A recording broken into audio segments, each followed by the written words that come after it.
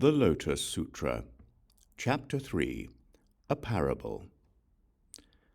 At that time Shariputra, ecstatic with joy, stood up, put his palms together, reverently looked up at the face of the Honourable One, and said to him, "Hearing this sound of the Dharma from the world-honoured one, I am filled with ecstasy, something I have never experienced before. Why? When we heard such a Dharma from the Buddha before, we saw that bodhisattvas were assured of becoming Buddhas, but not that we ourselves were. And we were very distressed at never being able to have a Tathagata's immeasurable insight. World-honoured one, whenever I was alone under the trees in a mountain forest, whether sitting or walking, I was occupied with this thought. We have all equally entered Dharma nature. Why does the Tathagata offer us salvation only by the Dharma of a small vehicle? This is our own fault, not the fault of the world-honoured one. Why? Because we had waited to hear you teach how to attain supreme awakening, we would certainly have been saved by the great vehicle. But not understanding your way of preaching by skillful means according to what is appropriate, when we first heard the Buddha Dharma, we only passively believed and accepted it, pondered it, and were informed by it. World-honoured one, ever since then I have spent whole days and nights blaming myself. But now, hearing from the Buddha the unprecedented Dharma that I have never heard before, all my doubts and regrets are over. I am mentally and physically at ease, and happily at peace. Today, having received my share of Buddha Dharma, I realize that I really am a child of the Buddha, born from the Buddha's mouth and transformed by the Dharma." At that time, wanting to say what he meant once again, Shariputra spoke in verse. Hearing the voice of this Dharma, I have something I never had before. My heart is full of joy, and the whole net of doubt is gone. Having received the Buddha's teaching from long ago, I have never been denied the great vehicle. The voice of the Buddha is only rarely heard, but it can rid living beings of suffering. Having already freed myself of fault, hearing this, I am also free from anxiety. Whether in a mountain valley or under the trees in a forest, whether sitting or walking around, I always thought about this matter and blamed myself completely, thinking, why have I cheated myself so? We too are children of the Buddha and have entered the same flawless Dharma, yet in the future will not be able to preach the unexcelled way.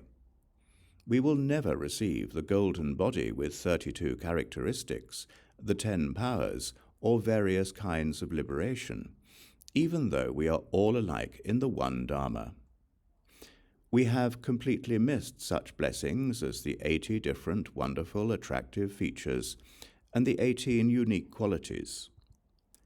When I was walking around alone, I saw the Buddha in the great assembly, his fame reaching in all directions, everywhere bringing abundant benefits to living beings. I thought I had been deprived of this benefit, that I had been deceived. All day and all night, I pondered over these things and wanted to ask the world-honoured one whether I had lost my opportunity or not. I always saw the world-honoured one praising the bodhisattvas. Therefore, I thought about these things day and night. Now I hear the voice of the Buddha teaching the Dharma, the difficult-to-conceive and flawless Dharma, in accord with what is appropriate, enabling the living to reach the place of the way. Once I was attached to non-Buddhist views and became a teacher of Brahmins.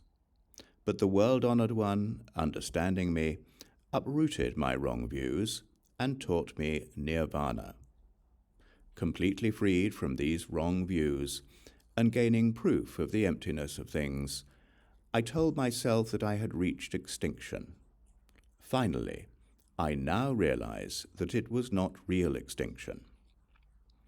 If the time comes when I become a Buddha and possess all of the 32 characteristics, if I am revered by human and heavenly beings and by satyrs, dragon gods, and others, then will I be able to say, finally, I am completely extinct, with nothing remaining.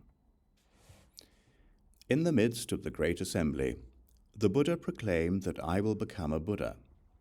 Hearing such a voice of the Dharma, all my doubts and regrets were completely removed. When I first heard the Buddha preach this, I was frightened and perplexed, thinking it might be the devil pretending to be the Buddha, which distressed and confused me. But when the Buddha spoke so eloquently with various explanations and parables, my heart was as peaceful as the sea. Listening, my net of doubts was removed. The Buddha teaches that in past ages, innumerable now extinct Buddhas, dwelling at peace in skillful means, taught the Dharma. Present and future Buddhas, countless in number, also with skillful means, preach this same Dharma. So too, the present world-honored one, after his birth and departure from home, after entering the way and turning the Dharma wheel, has taught with skillful means. The world-honored one teaches the true way. The evil one has no such truth. Thus, I know for certain, this is not the devil pretending to be the Buddha. Yet because I had fallen into a net of doubts, I imagined it to be the doing of the devil. But now, hearing the gentle, very fine, and wonderful voice of the Buddha fluently explaining the pure Dharma, my heart is filled with joy. My doubts and regrets are forever ended. I am dwelling at peace in real wisdom. I am confident of becoming a Buddha, respected by human and heavenly beings, turning the unexcelled Dharma wheel, teaching and transforming many bodhisattvas. Then the Buddha said to Shariputra, "Now in this great assembly of human and heavenly beings, mendicants, Brahmins, and others, I say this. In the past, in the presence of 2 trillion Buddhas, for the sake of the unexcelled way, I always taught and transformed you. And throughout long days and nights, you have followed me and accepted my teaching. Since I used skillful means to guide you, you have been born into my Dharma. Shariputra, in the past, I led you to aspire and vow to follow the Buddha way. But now you have entirely forgotten this, and therefore suppose that you have already attained extinction. Now, wanting you to recollect the way that you originally vowed to follow for all the Shravakas, I teach this great vehicle sutra, called the Lotus Flower of the Wonderful Dharma, by which bodhisattvas are taught, and which Buddhas watch over and keep in mind.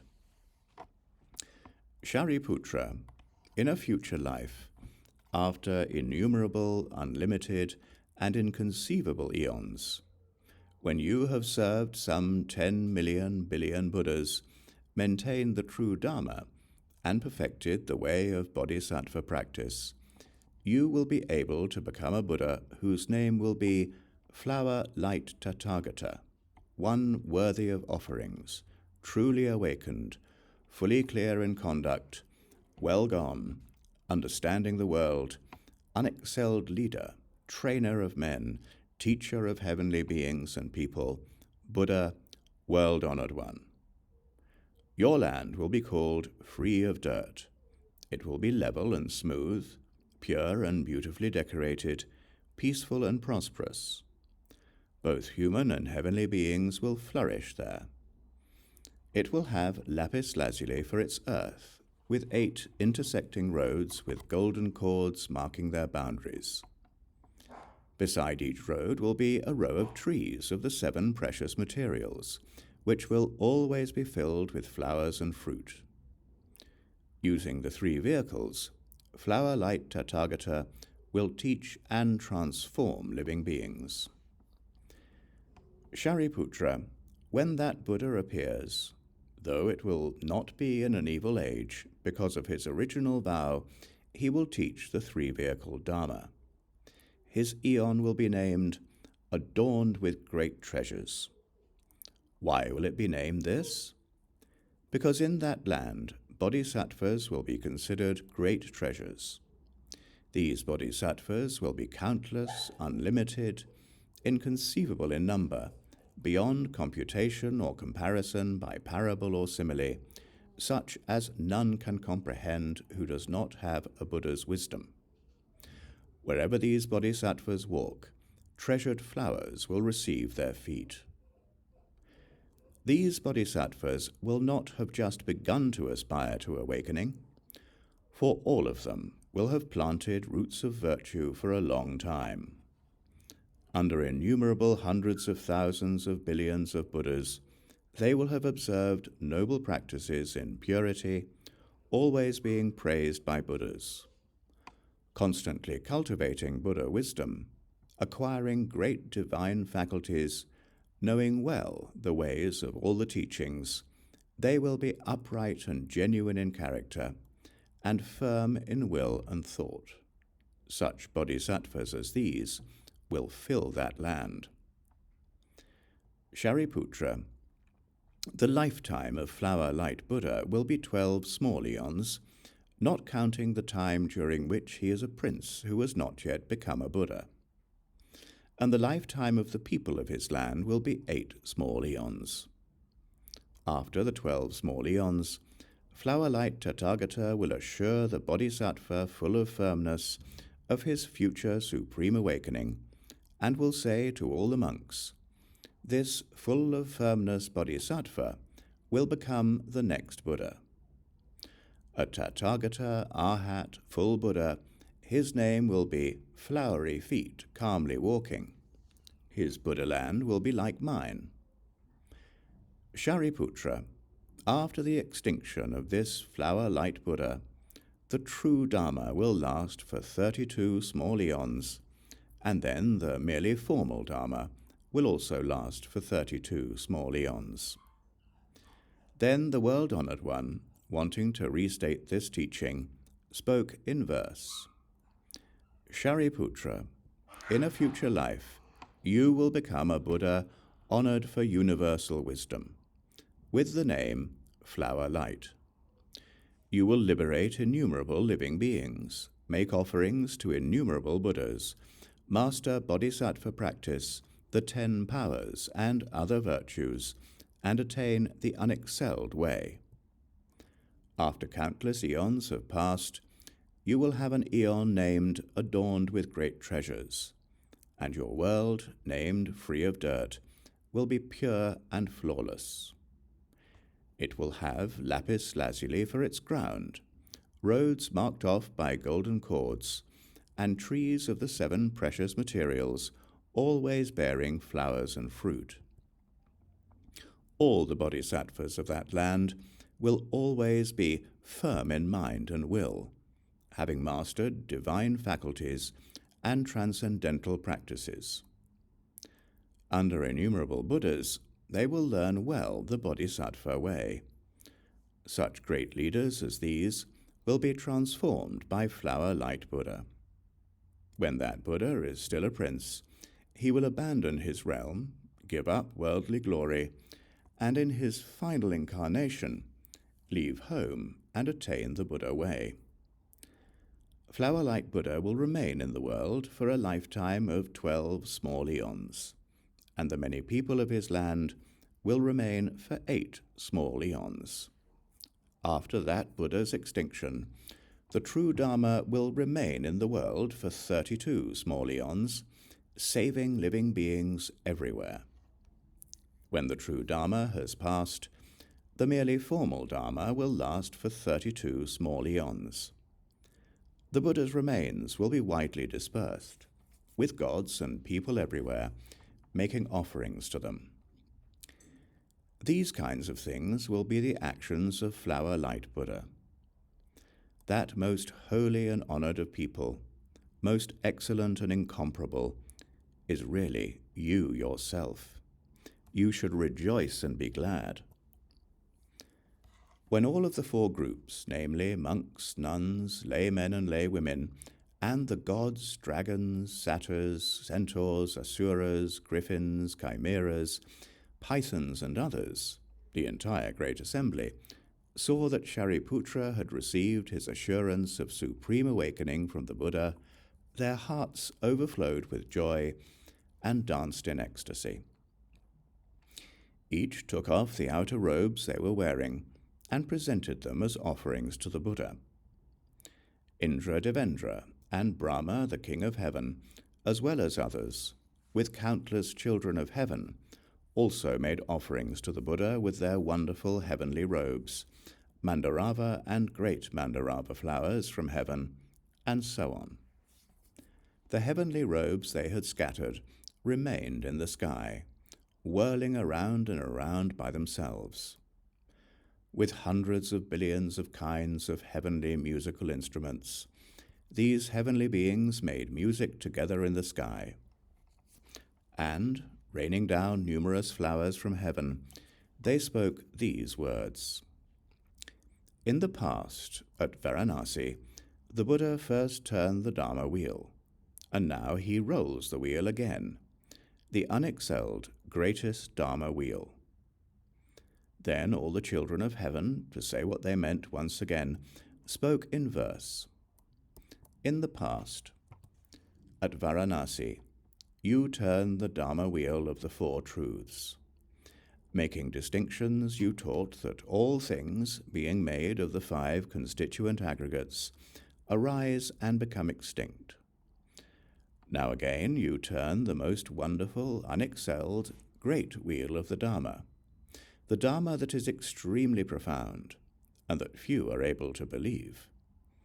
From a long time ago, we have often heard the World-Honored One teach, but never before have we heard such a profound, wonderful, and supreme Dharma. Since the World-Honored One teaches this Dharma, we all respond with joy. Shariputra, the great sage, has now received the eminent assurance. We also, in a similar way, certainly will be able to become Buddhas, in all the worlds most honored and unsurpassed.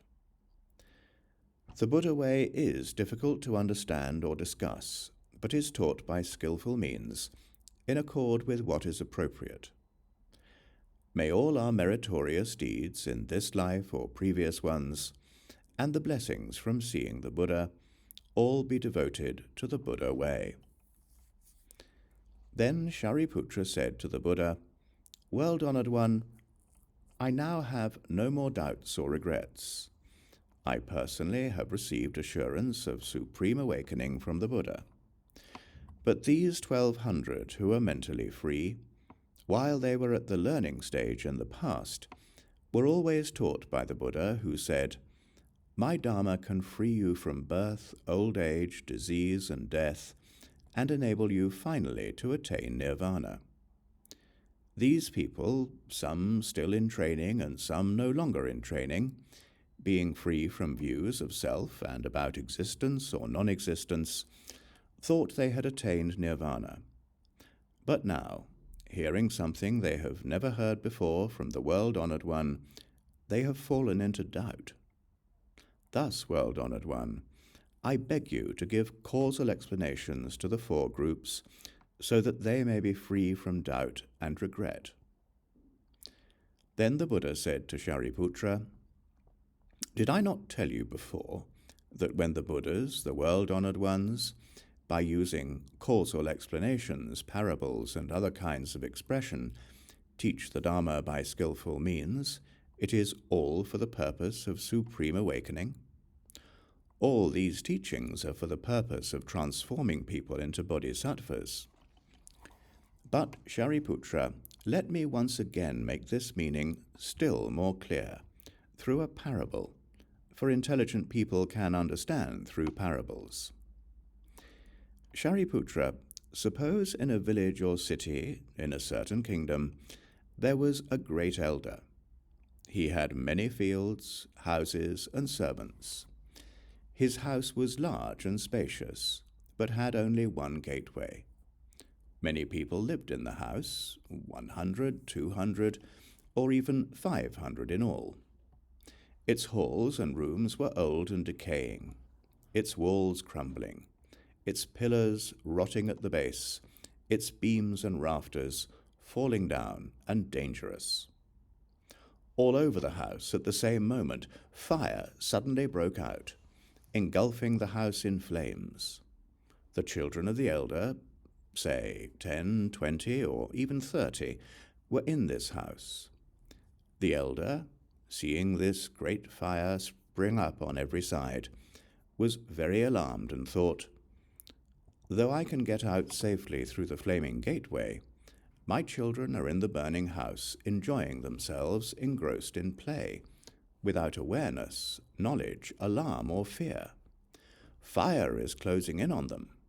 Pain and suffering threaten, but they do not care or become frightened, and have no thought of trying to escape." Shariputra, this elder said to himself, "My body and arms are strong. I can wrap the children in some robes and put them on a pallet or bench and carry them out of the house." But then he thought again, "This house has only one gateway, and it is narrow and small. My children are young. Knowing nothing as yet of the danger, they are absorbed in their play. Probably they will be burned up in the fire. I must tell them why I am alarmed and warn them that the house is burning and that they must get out quickly or be burned up in the fire." In accord with this line of thought, he called to his children, "Get out quickly, all of you." Although the father was sympathetic and tried to persuade them with kind words, the children, absorbed in their play, were unwilling to believe him and were neither alarmed nor frightened. They didn't even think about trying to escape. What's more, they did not understand what he meant by the fire, or the house, or losing their lives. They only kept running around, playing, barely glancing at their father. Then the elder thought, "This house is already going up in a great blaze. If my children and I do not get out at once, we will certainly be burned alive. Now I have to find some skillful means to get my children to escape from this disaster." Knowing what his children always liked, and all the various rare and attractive playthings and curiosities that would please them, the father said to them, "The things you like to play with are rare and hard to find. If you do not get them when you can, you will be sorry later. A variety of goat carriages, deer carriages, and ox carriages are now outside the gate for you to play with. You must get out of this burning house quickly, and I will give you whatever ones you want." When they heard about the rare and attractive playthings described by their father, which were just what they wanted, all of the children, eagerly pushing and racing with each other, came scrambling out of the burning house. Then the elder, seeing that his children had safely escaped and were all sitting in the open square and no longer in danger, was very relieved and ecstatic with joy. Then each of the children said to their father, "Those playthings you promised us, the goat carriages, deer carriages, and ox carriages, please give them to us now." Shariputra, then the elder gave each of his children equally a great carriage. They were tall and spacious and decorated with many jewels. They had railings around them, with bells hanging on all four sides.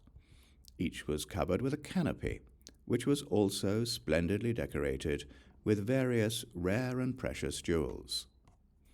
Around each was a string of precious stones and garlands of flowers. Inside were beautiful mats and rose-colored pillows. Pulling each of them was a handsome, very powerful white ox, with a pure hide, capable of walking with a smooth gait and fast as the speed of the wind. Each also had many servants and followers to guard and take care of them. Why was this? Because this great elder's wealth was so inexhaustible, his many storehouses so full of treasures, he thought, "There is no limit to my wealth. I should not give inferior carriages to my children. They are all my children, and I cherish them equally. I have countless numbers of these large carriages with the 7 precious materials. I should give one to each of the children without discrimination. I have so many large carriages, I could give one to everyone in the land without running out. Surely I can give them to my own children." Then the children rode on their great carriages, having received something they had never had before and never expected to have. Shariputra, what do you think about this? Is that elder, in giving equally the rare treasure of great carriages to his children, guilty of falsehood or not? Shariputra said, "No, world-honored one. That elder only made it possible for his children to escape the disaster of the fire and preserve their lives. He committed no falsehood. Why do I say this? By saving their lives, he has already given them a kind of plaything. How much more so, when by skillful means he saved them from that burning house? World-honored one, even if that elder had not given them one of the smallest of carriages, he would not be guilty of falsehood. Why? Because the elder, from the beginning, had intended to use some skillful means to enable his children to escape. That is the reason why he is not guilty of falsehood. How much less so, when knowing his own immeasurable wealth and wanting to benefit his children abundantly, he gave them equally great carriages. The Buddha said to Shariputra, "Good, good. It is just as you say, Shariputra. The Tathagata is also like this, for he is a father to the whole world. He has long ago completely gotten rid of all fear, distress, anxiety, ignorance, and blindness, has attained immeasurable insight, powers, and freedom from fear, and has gained great spiritual power and wisdom. He has fully mastered skillful means and the practice of wisdom. His great mercy and compassion never stop. He always seeks the good, whatever will enrich all beings. He was born into this threefold world, an old, decaying, burning house, in order to save living beings from the fires of birth, old age, disease, death, anxiety, sorrow, suffering, agony, folly, blindness, and the 3 poisons, and to teach and transform them, enabling them to reach supreme awakening. He sees how living beings are scorched by the fire of birth, old age, disease, and death, anxiety, sorrow, suffering, and agony. Moreover, because of the 5 desires and the desire for wealth, they undergo all kinds of suffering. Because of attachment to desire and striving, they endure much suffering in this life, and later will suffer in a purgatory, or as animals, or hungry spirits.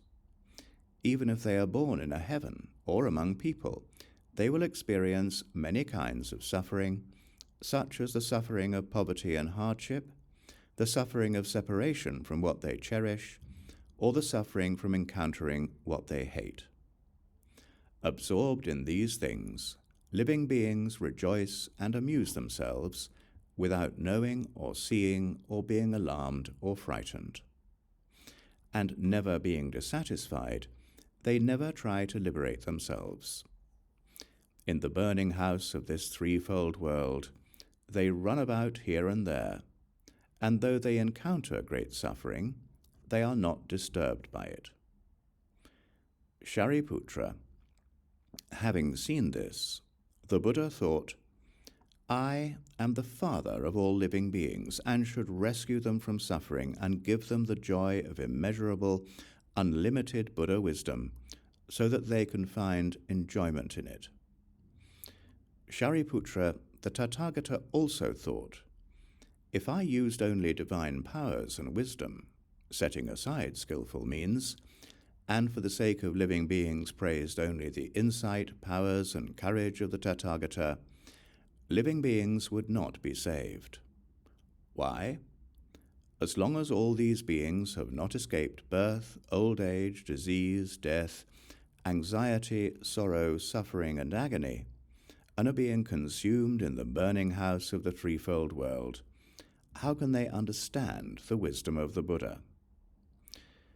Shariputra, even though the elder had strength in his body and arms, he did not use it, but only through carefully worked out skillful means saved his children from the danger of the burning house, and then gave each of them great carriages with precious materials.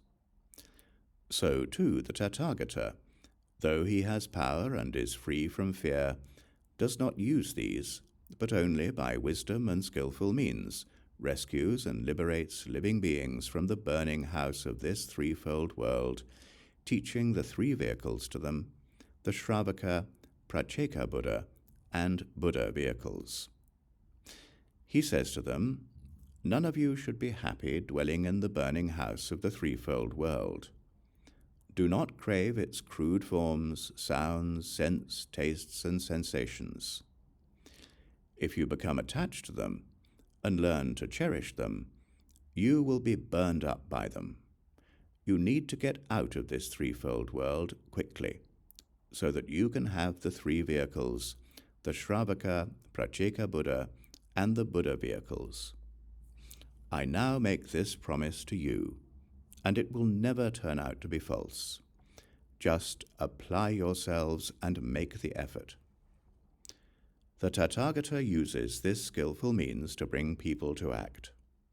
And then he says to them, you should know that the teachings of these three vehicles are praised by sages. With them, you will be free from attachments and bondage, and will not need to rely on or seek anything else. Riding in these three vehicles, you will gain flawless roots, powers, awareness, ways, meditations, liberation, concentration, and so forth. And then, enjoying yourselves, you will be able to delight in infinite peace and comfort. Shariputra, if there are living beings who are wise by nature, and who, following the Buddha, the world-honored one, hear the Dharma, receive it in faith, and make a great effort, wanting to escape quickly from the threefold world and seek their own nirvana, they will be called those who take the Shravaka vehicle. They are like the children who came out of the burning house to get a goat carriage. If there are living beings who, following the Buddha, the world-honored one, hear the Dharma and receive it in faith, and who, seeking natural intelligence and taking solitary delight in tranquility and goodness, make a great effort to deeply understand the causes and conditions of all things, they will be called those who take the Pratyeka Buddha vehicle. They are like the children who came out of the burning house to get a deer carriage. If there are living beings who, following the Buddha, the world-honored one, hear the Dharma and receive it in faith, who apply themselves and make a great effort, seeking comprehensive wisdom, Buddha wisdom, natural wisdom, the wisdom that needs no teacher, and seeking as well a Tathagata's insight, powers, and freedom from fear, and who pity and comfort innumerable living beings, enrich human and heavenly beings, and save them all, they will be called those who take the great vehicle. Because bodhisattvas seek this vehicle, they are called great ones. They are like the children who came out of the burning house to get an ox carriage. Shariputra, the elder, seeing his children safely out of the burning house, and no longer threatened, thought about his immeasurable wealth, and gave each of his children a great carriage. The Tathagata does the same. He is the father of all living beings. he sees innumerable thousands of millions of beings escape from the suffering of the threefold world, from the fearful and perilous path, through the gateway of teachings of the Buddha, and thus gain the joys of nirvana. Then the Tathagata thinks, I have Dharma storehouses of Buddhas with immeasurable unlimited wisdom, power, and freedom from fear. All these living beings are my children. I will give the great vehicle to them equally, so that no one will reach extinction individually, but all gain the same extinction as the Tathagata. All the living beings who escape the threefold world are given the enjoyments of Buddhas, meditation, liberation, and so forth. All are of one character and one type, praised by sages, and capable of producing pure, wonderful, supreme happiness. Shariputra, the elder, at first attracted his children with the 3 carriages, and afterward gave them just one great carriage decorated with jewels, which was the safest and most comfortable carriage. Yet the man is not guilty of lying. The Tathagata does the same. There is no falsehood in teaching 3 vehicles first to attract living beings, and afterward using just the great vehicle to save them. Why? Because the Tathagata has Dharma storehouses of immeasurable wisdom, power, and freedom from fear. He can give all living beings the great vehicle Dharma, but not all are able to receive it. For this reason, Shariputra, you should understand that the Buddhas use the power of skillful means, thus making distinctions within the one Buddha vehicle and teaching the 3. The Buddha, wanting to restate this teaching, spoke in verse. Suppose there was an elder who owned a large house, and this house was very old, decaying and falling apart. Its great rooms were in dangerous condition, its pillars broken and rotting at the base, its beams and rafters leaning and askew, its foundation and steps in a state of collapse. The walls and partitions were cracked and broken, their plaster crumbling away. The thatch was in disorder and falling off. The ends of the eaves had slipped away, the surrounding fences were crooked and falling down, and piles of rubbish were all over the place. 500 people were staying in that house, with kites, owls, hawks, and eagles, crows, magpies, pigeons, doves, lizards, snakes, vipers, scorpions, centipedes and millipedes, newts and ground beetles, weasels, ferrets, rats, and mice. All sorts of evil creatures scurried about everywhere. There were places stinking with excrement, overflowing with filth, where dung beetles and worms came together. Foxes, wolves, and jackals bit and trampled each other to gnaw on carcasses, scattering the bones and flesh. Because of this, packs of dogs, gaunt with hunger and shrinking from fear, looking everywhere for food, came running to snatch and grab, fighting and scuffling, snarling and barking. That house was frightening, extraordinary. All over the place were goblins, ogres, and satyrs, evil spirits who devour human flesh, and all sorts of poisonous insects. Evil birds and beasts bore offspring, hatched and nursed them, each hiding and protecting its own. Satyrs tried to outdo one another in seizing and eating them, and when they had eaten their fill, their evil hearts became more inflamed, and the sound of their shrieking was extremely dreadful.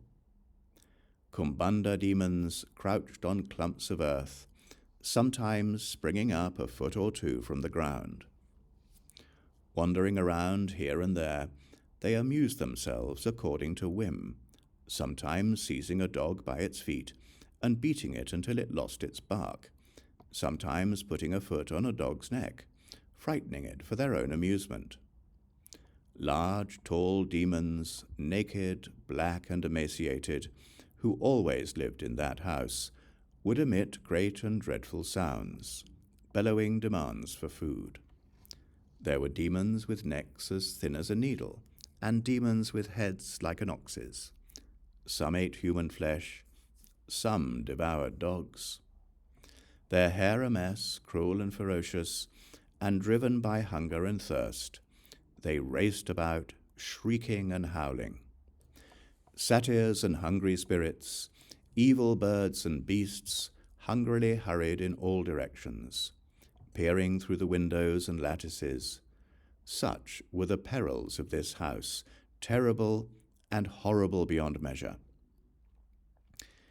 This decaying old house belonged to a man who had gone out just a little earlier. All of a sudden the house caught on fire, and all at once the whole house was engulfed in flames. Ridgepoles, beams, rafters, pillars exploded with a cracking roar, and broke, split, and fell as walls and partitions collapsed. The demons and spirits bellowed and wailed. The hawks, vultures, and other birds, and kumbanda demons and others, were filled with fear and panic. Unable to escape, evil beasts and poisonous insects hid in their holes. Pishacha demons, who also lived in the house, because they were weak in merit and virtue, were driven by the fire to cruelly attack one another, eating and drinking others' flesh and blood. Jackals and similar animals were already dead, and the bigger evil beasts fought to eat them. Foul smoke billowed up, filling the air everywhere. Scorched by the fire, centipedes and millipedes and poisonous snakes of every kind scurried from their holes, where kumbanda demons grabbed and ate them. And hungry spirits, fire raging around their heads, tormented by hunger, thirst, and heat, rushed about, confused and terrified. Such was the state of that house, dreadful in the extreme, with horrid calamities and a great fire, with many disasters, not just a few. At this time, the owner of the house was standing outside the gate, when he heard someone say, "A little while ago your children went into the house to play. They are young and ignorant, and engrossed in play." Hearing this, the elder was alarmed and rushed into the burning house, intending to rescue the children and keep them from being burned in the fire. So he told his children of the many dreadful troubles, the evil spirits and poisonous creatures, the fire spreading all around, one kind of suffering following another without end, the poisonous snakes, lizards, and vipers, the many kinds of satyrs, kumbanda demons, jackals, foxes, and dogs, hawks, vultures, kites, owls, and all sorts of ground beetles and such, driven by hunger and thirst, were truly to be feared. This, he said, is a dreadful place. How much more so with this blazing fire? But the children didn't understand. Though they heard their father's warnings, they remained absorbed in their games and did not stop playing. Then the elder thought to himself, "My children are acting this way, adding to my anxiety and anguish. Right now there is not a single thing in this house to enjoy. Yet my children, bewitched by their games, pay no attention to my instructions, and will be destroyed by the fire." Then he considered devising some skillful means, and said to his children, "I have many kinds of rare, attractive playthings, wonderful treasured carriages, goat carriages and deer carriages and carriages with big oxen, are now outside the gate. Go out and see them. I have made these carriages especially for you. You can play with any of them, in whatever way you like." When the children heard him tell about the carriages, they immediately raced each other, dashing out of the house to reach the open yard, away from the painful troubles. Seeing his children escape from the burning house, and alive in the square, the elder sat on a lion seat and congratulated himself, saying, "Now I am happy." These children were difficult to raise, ignorant, young, and foolish. They went into this dangerous house. Though it was full of poisonous creatures and fearful goblins, with the raging flames of a terrible fire breaking out all around them, these children stuck to their play. Now I have rescued them and enabled them to escape from harm. This is the reason, good people, that I am now happy. Then the children, seeing their father sitting relaxed, came to him and said, "Please give us the 3 kinds of treasured carriages you promised earlier by telling us, 'If you children come out, I will give you 3 carriages, and you can choose whichever you like. Now is the time. Please give them to us.' The elder was very wealthy and had storehouses full of gold, silver, lapis lazuli, seashell, and agate, and other kinds of precious things. He had made great carriages, magnificently adorned and decorated, with railings around them, and bells hanging on all sides. Twisted golden cords with nets of pearls were spread over the top of them, and garlands of golden flowers were hanging here and there. Many-colored decorations were wrapped around them.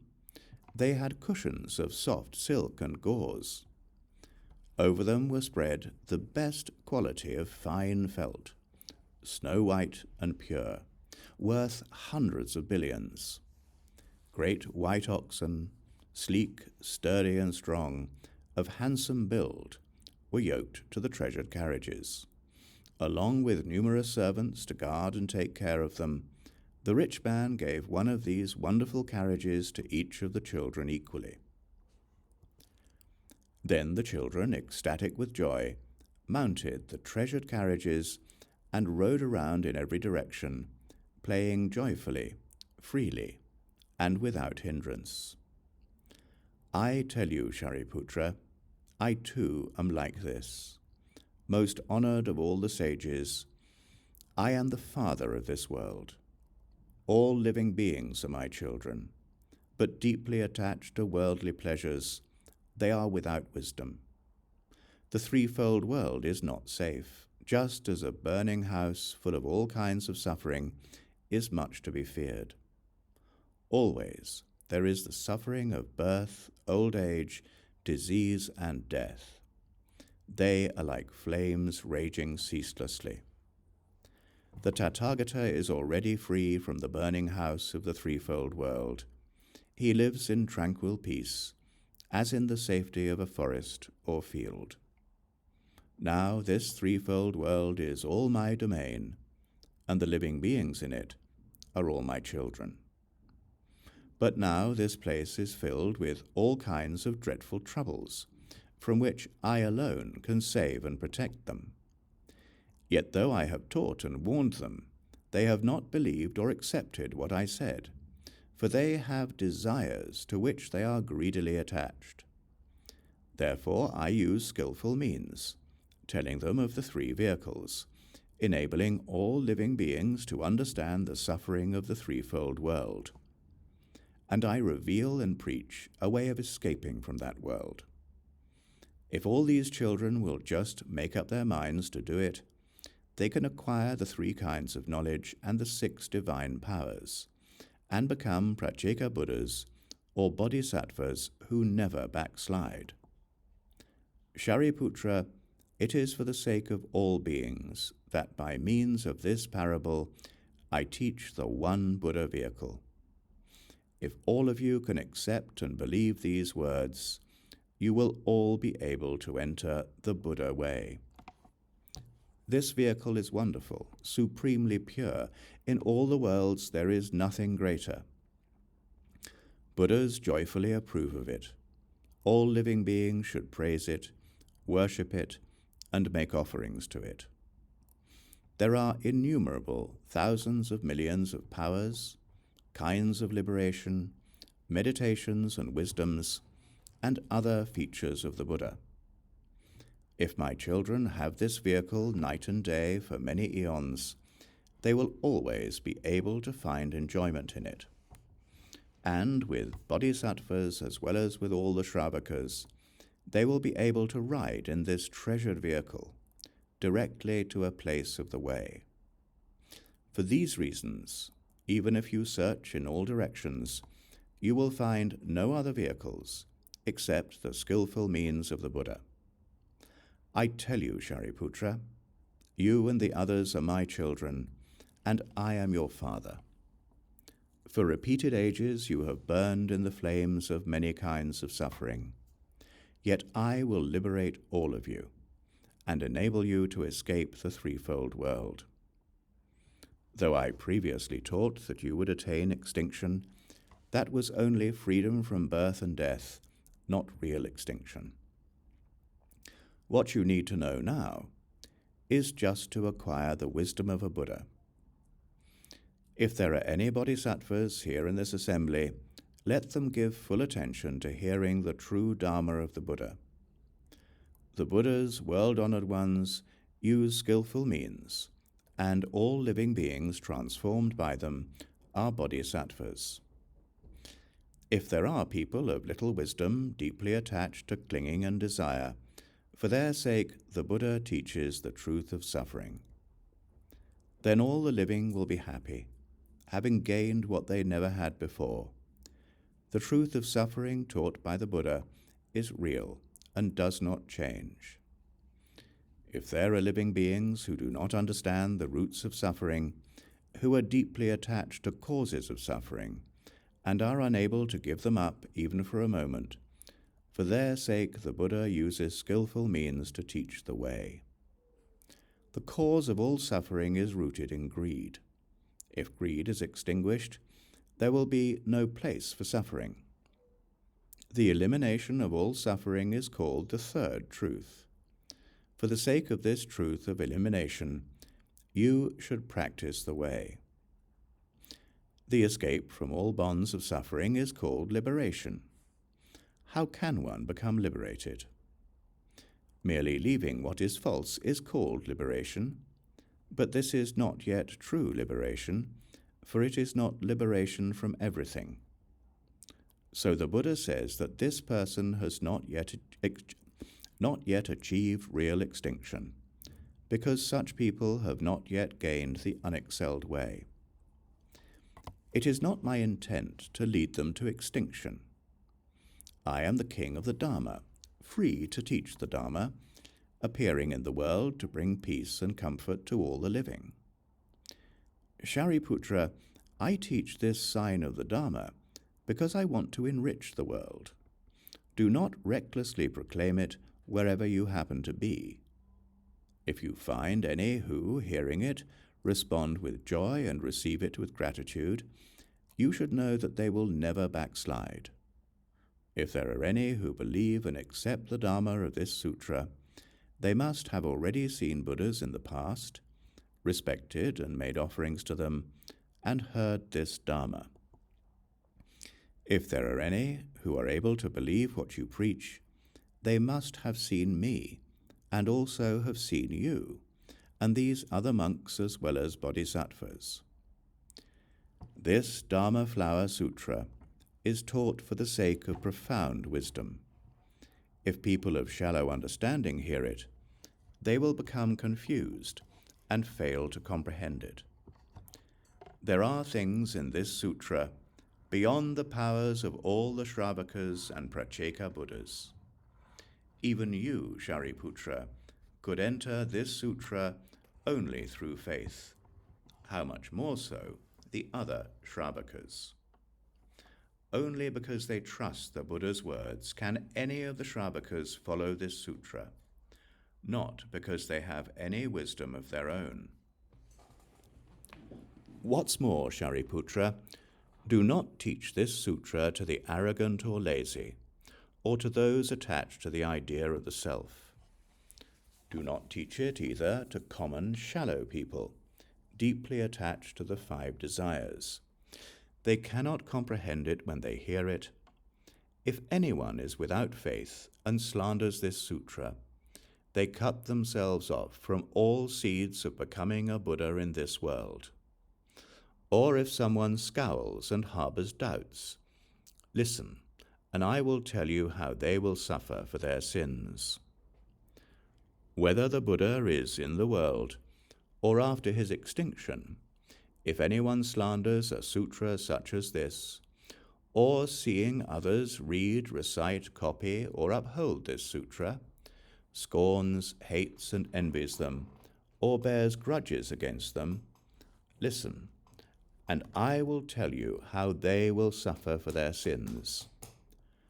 After their lives have come to an end, they will enter the deepest purgatory, staying for a whole eon, and at the eon's end they will be born there again, repeating this cycle for innumerable eons. When they come out of that purgatory, they will fall into the realm of animals and become a lean and scruffy dog or jackal, dark and discolored with scabs and sores, and kicked around by people. Moreover, hated and scorned by people, and constantly suffering from hunger and thirst, their bones and flesh will wither in lives of pain and torment. And in death they will suffer beneath tiles and stones. Because they have cut themselves off from the seeds of becoming a Buddha, they will have to suffer for their sins. If they become camels or are born as asses, they will always carry burdens on their backs, be beaten with sticks, think only of water and grass and know nothing else. For slandering this sutra, they will have to suffer. Some might become jackals who enter a village, their bodies covered with sores and scabs and with only one eye. They will be struck and beaten by all the boys and suffer pain, at times being beaten to death. Having died in this way, they will be reborn in the bodies of large, long snakes as long as 500 leagues. Deaf and stupid and without feet, they will slither about on their bellies and be stung and devoured by all kinds of insects. Suffering day and night with never any rest, such will be their suffering for slandering this sutra. If they become human beings, their faculties will be blunt and dull. They will be short and ugly, bent and crippled, blind, deaf, and hunchbacked. Whatever they say, people will not believe them. Their breath will be foul-smelling. They will be possessed by devils. Poor and menial, they will be ordered around by others.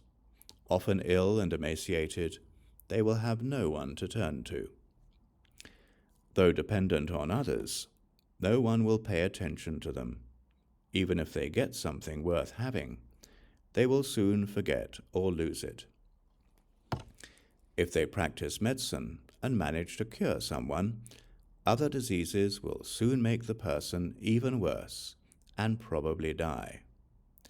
If then they themselves become ill, no one will help or care for them.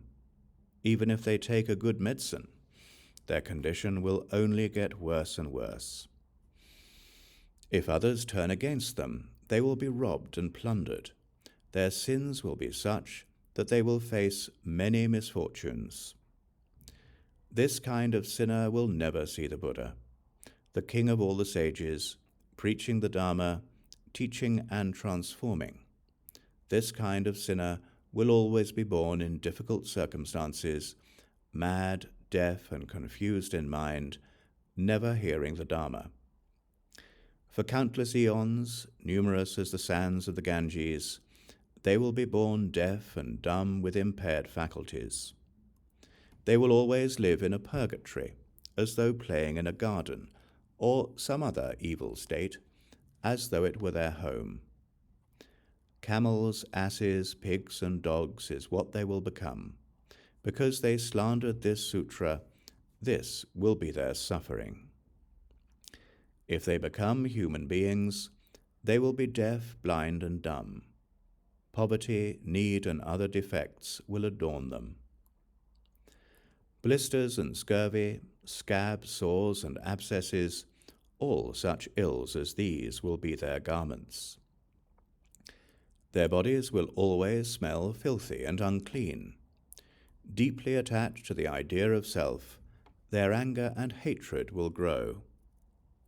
Aflame with lustful passions, they will consort with birds and beasts.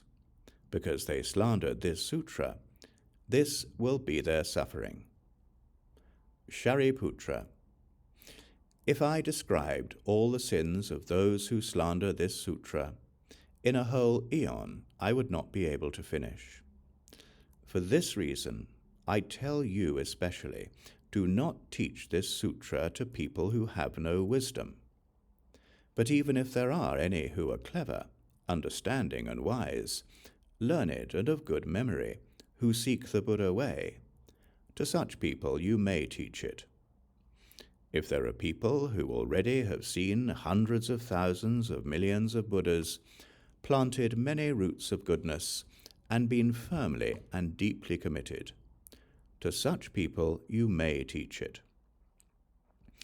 If there are diligent people, always compassionate and never sparing their bodies or lives, to such people you may teach it. If there are reverent people with clearly focused minds, who avoid all common foolishness, and live alone along mountain streams, to such people you may teach it. What's more, Shariputra, if you see anyone who has given up bad friends and associates with good people, to such people you may teach it.